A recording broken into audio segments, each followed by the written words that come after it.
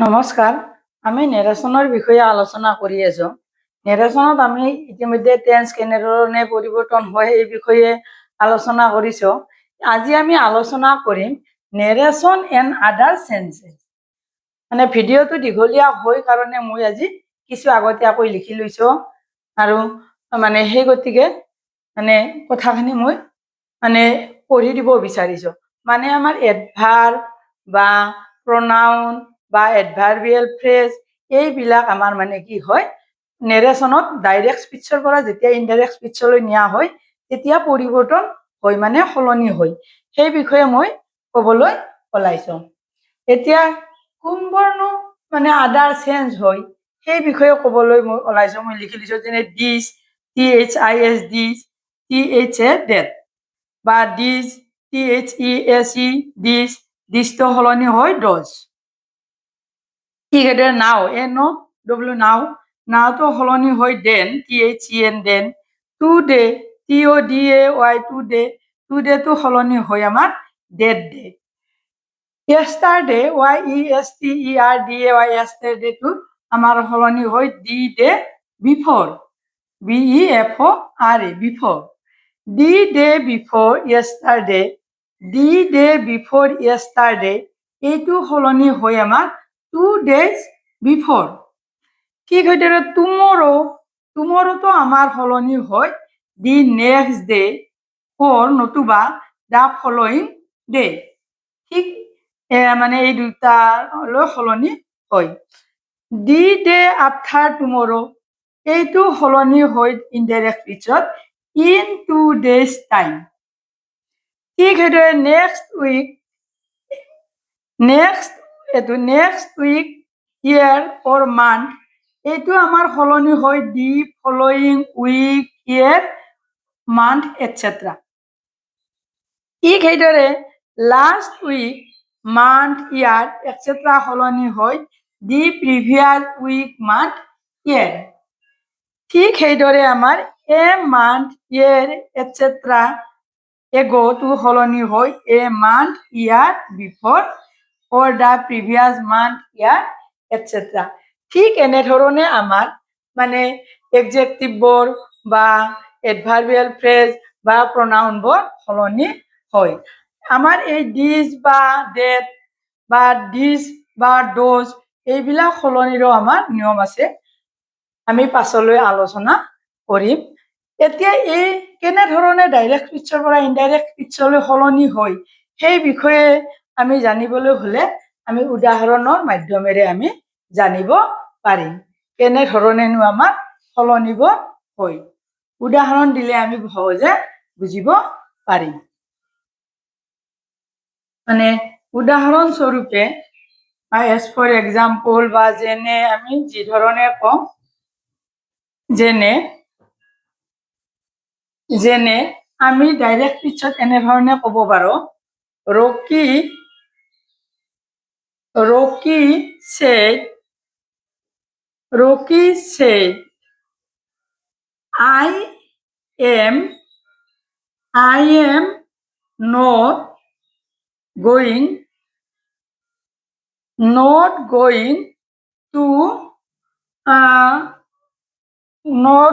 to the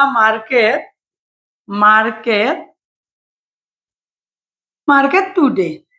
আমি টুডেটো আমি কেনেধৰণে সলনি হয় সেই বিষয়ে ক'ম। এইটো আমাৰ ডাইৰেক্ট স্পীচ।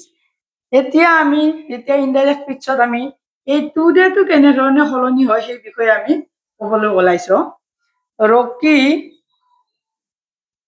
ৰকি said that যেহেতু ৰকি আমাৰ যে মানে মেস্কুলাৰ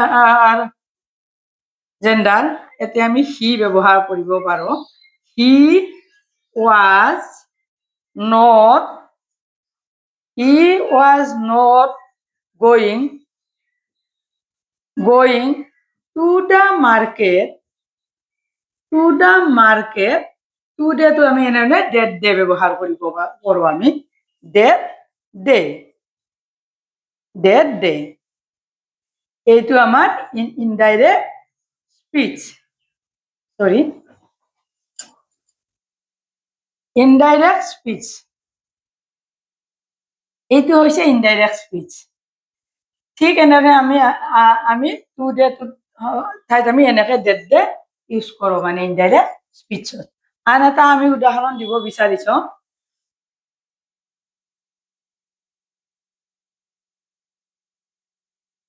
মিনা sorry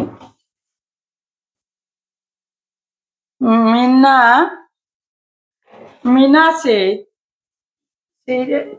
past tense ব্যবহাৰ কৰিছো এইটো। মিনা said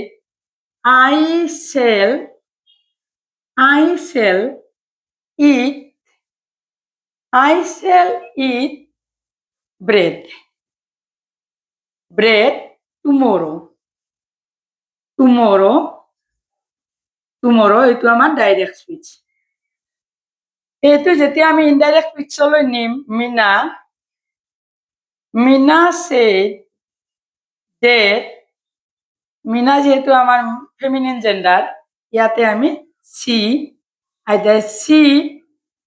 আমার যেহেতু মানে সেলর ঠাইত আমার উড ব্যবহার কৰিম বা শুড ব্যবহাৰ কৰিব পাৰি। would Mina said that she would eat bread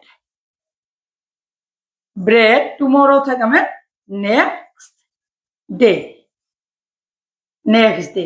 বা দি ডে বিফোরও আমি লব, দা ফলোইং ডেও আমি ইউজ কৰিব পাৰোঁ। সরি দা নেক্সট ডে নাইবা আমি কি ইয়াতে আমার সরি ইয়াতে আমার ডিটো ইউজ করা নাই, দা নেক্সট ডে বা আমি কি এই দিন নেক্সট ডে ঠাইত আমি কি ব্যবহার কৰিব পাৰোঁ ফলোইং ডে, এইটো আমি ইউজ কৰিব পাৰোঁ ফলোইং ডে। ঠিক এনেধৰণে আমাৰ এডভাৰ্ব বা আমাৰ প্ৰনাউন বা এডভাৰ্বেৰ ফ্ৰেজবিলাক সলনি হয়। আন এটা উদাহৰণ দিব বিচাৰিছো মই। He said Dicky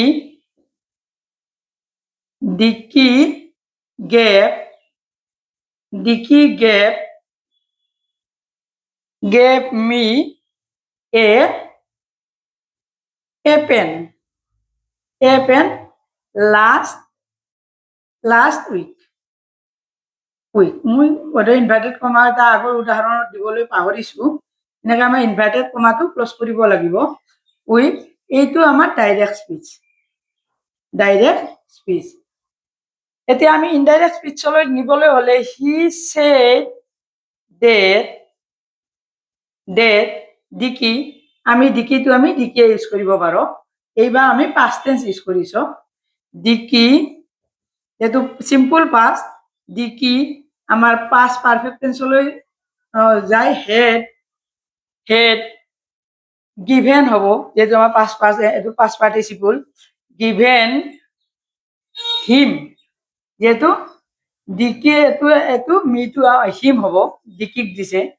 him a pen last week আছে, গতিকে দা প্রিভিয়াস উইক।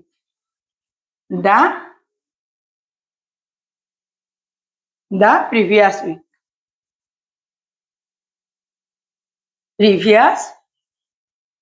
week। ঠিক এনেধৰণে আমাৰ মানে এইটো ইনডাইৰেক্ট স্পীচ। ঠিক এনেধৰণে আমাৰ মানে পৰিৱৰ্তন হয় মানে। আৰু যদি প্ৰতিটো উদাহৰণ দিবলৈ যাওঁ মই চেঞ্জ কৰা ভিডিঅ'টো দীঘলীয়া হয়, সেই গতিকে মই এই ৩-৪টা উদাহৰণেৰে কথাখিনি মই বুজাব বিচাৰিলো। মোৰ চেনেলটো সাবস্ক্ৰাইব কৰিব, ভিডিওটো লাইক কৰিব, কমেন্টস লগতে শ্বেয়াৰ কৰিবলৈ মই অনুৰোধ জনালো, যাতে মই ভিডিও বনাবলৈ মানে মোৰ আগ্ৰহ হয় বা মই কিছু মটিভেশ্যন পাওঁ। মানে আজি আমি আলোচনা কৰিলো মানে নেৰেশ্যনত ডাইৰেক্ট স্পীচৰ পৰা যেতিয়া ইনডাইৰেক্ট স্পীচলৈ নিয়া হয় তেতিয়া আমাৰ কিছুমান আদাৰ চেঞ্জ হয়, মানে এডভাৰ্ব বা প্ৰনাউন বা এডভাৰ্বিয়েল কিছুমান ৱাৰ্ড মানে সলনি হয় ডাইৰেক্টৰ পৰা ইনডাইৰেক্ট স্পীচলৈ নিলে সেই বিষয়ে আজি আলোচনা কৰিলো আজিলৈ ইমানে